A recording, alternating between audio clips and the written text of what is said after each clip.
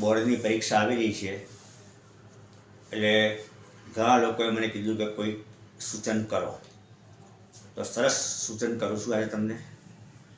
અને આ સૂચન આ છે એ આપણી હિન્દુ ધર્મની, સનાતન ધર્મની પરંપરાનું તમને વાત કરું છું. તો સૌથી પહેલાં કે અત્યારથી તમારા બાળકોને જે બોર્ડમાં આવે લોકોને એમને રોજ પાણીમાં કે દૂધમાં હળદર નાખીને પીવડાવો. હળદર અંદર જશે એટલે ગુરુ ગ્રહણ કર્યો એટલે ગુરુ પ્રબળ થશે, એટલે ગુરુ એટલે જ્ઞાનનો કારક. પછી માતાને પગે લાગવાનું. રોજ બે એના હાથ છે એ માતાના પગ ઉપર બે હાથ મૂકી દેવાના, માથું ટેકી દેવાનું અને એ પોઝિશનમાં 1 મિનિટ સુધી રહેવાનું. એવી જ રીતે પછી પિતાને કરવાનું. પિતાને પણ બે હાથ રાખી, આ પગ ઉપર હાથ રાખી એમના અને માથું ટેકીને રહેવાનું. એમને પણ 1 મિનિટ સુધી આવું કરવું. એટલે આ કરવાથી શું થશે? સૌથી પહેલાં કે માતા પિતાના મનમાં જે ભાવના અને જે એમની જે ઈચ્છા હશે એ તમારામાં ટ્રાન્સફર થશે અને એ તમારી ઈચ્છા બ્રહ્માંડમાં જઈને પૂરી થાય. અને માતાને પગે લાગશે એટલે ચંદ્ર પ્રબળ થશે. ચંદ્ર એટલે મનનો કારક, એટલે કોઈ નેગેટિવ વિચારો ના આવે.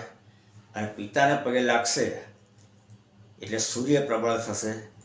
સૂર્ય પ્રબળ થાય એટલે આત્મવિશ્વાસ વધે અને ડર લાગે નહીં.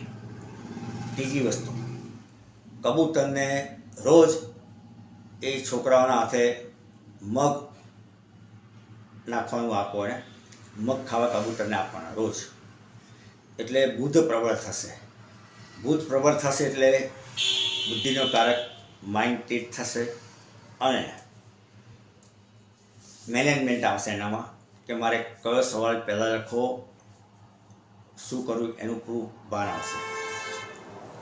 બીજી વસ્તુ કે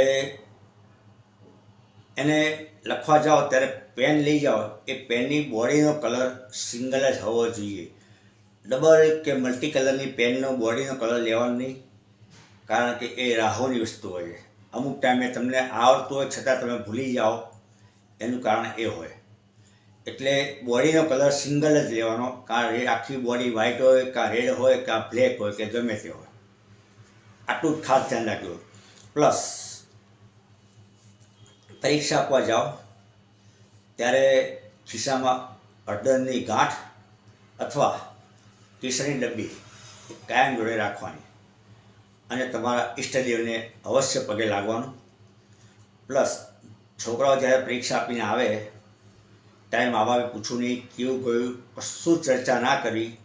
એને કેમ કે થોડા હાથ પગ ધોઈ ચા નાસ્તો કરી એને કે તું બસ 500 પગલાં ચાલીને આવે અથવા 1 કલાક સાયકલ ફેરવાનું આપવાનું. જેટલી એ ચાલશે ને કરશે ને એનું બ્લડ સર્ક્યુલેટ ફાસ્ટ થશે, એનાથી માઇન્ડ તેજ થશે અને ઓછા સમયમાં વાંચેલી વસ્તુ એને વધારે યાદ રહેશે.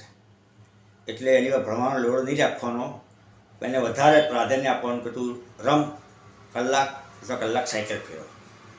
રિઝલ્ટ બહુ સરસ મળશે આનાથી. આ વિડીયો લોકોને શેર કરજો, લાઈક કરજો, એટલે કામ લાગે. અને કોઈને કંઈ પ્રોબ્લેમ હોય તો કોમેન્ટમાં લખજો, હું અવશ્ય એનું નિરાકરણ કરીશ. જય માતાજી.